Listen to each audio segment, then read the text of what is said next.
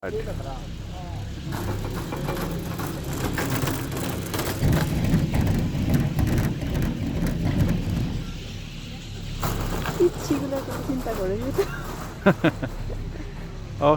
অসাধারণ, ভয় ভয়ও লাগতেছে, বাট মানে ভিউটা এনজয় করার মতো। বাট এই ছবিটা দেখছো, একটা বয়েজ এন্ড গার্লস পা দুটো কি সুন্দর নাড়াইতেছে, আরামসে যাইতেছে।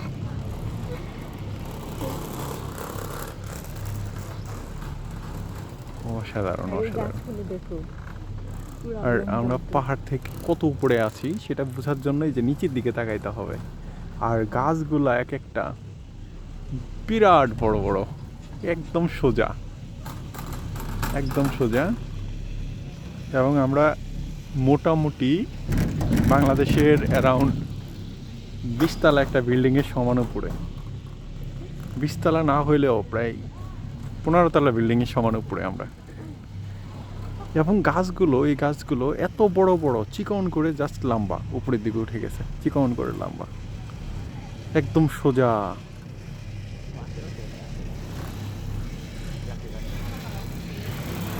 নিচে পা বাজবে দেখি।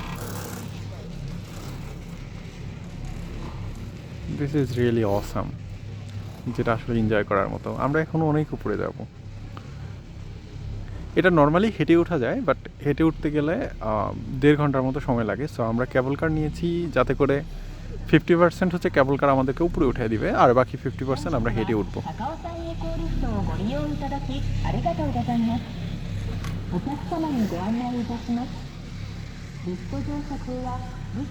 এবং এখন যেহেতু অটাম চলে, তাই গাছের পাতা অনেক সুন্দর। এবং আজকের এখানকার টেম্পারেচারটা একটু কম, গতকালকে এখানে 20 ডিগ্রি ছিল, আজকে এখানে 14 ডিগ্রি টেম্পারেচার এখন বর্তমানে।